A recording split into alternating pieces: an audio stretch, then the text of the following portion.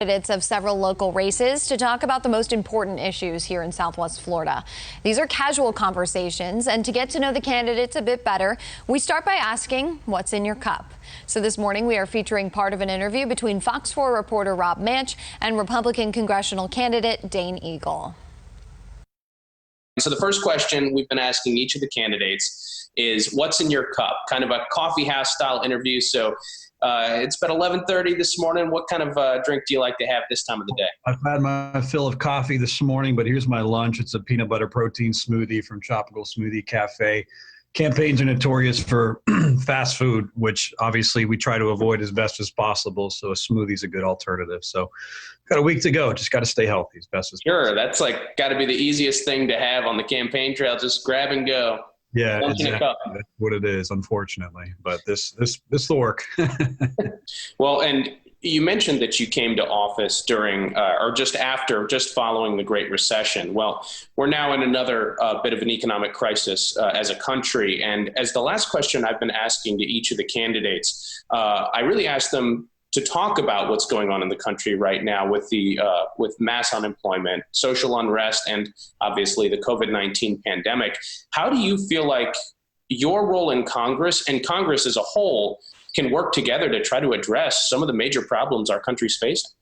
Sure. And you're exactly right. You framed it well. And that's something I've been studying all along. It's an economic, it's a social, it's a health crisis that our country is facing. And I think all of it is intertwined. You know, COVID hit and we shut down in a lot of areas. And then that became a economic crisis where people were stuck in their homes or not creating jobs. And then there's social unrest. And then you see rioting in the streets. I mean, it is terribly unfortunate to see where our country is right now, but we need to get back on the right track. And we do need to look to our leaders to lead by example and implement the right policies. I support our policemen and women. In fact, I've been endorsed by the Police Benevolent Association, so I believe we need to stick strongly to law and order and make sure that we don't have this social unrest, that we are abiding by laws. But beyond that, we do need to get our country back on the right track. So we need to fix our economy. I think we need to allow businesses to get back to work. Look, here in Florida, bars and breweries are still shut down. Restaurant and retail are at 50%. No business goes into, opens their business on day one and says, I can't wait till we get to 50% and stop. That's not the case. We need to get to 100%. I do think our governor and our president have done a phenomenal job. The president by leading by example and making sure that the knowledge is out there. He's cut down the FDA regulations and studies so that we can get a vaccine working more quickly, because I think it is imperative that we do have those for those who choose to take that vaccine.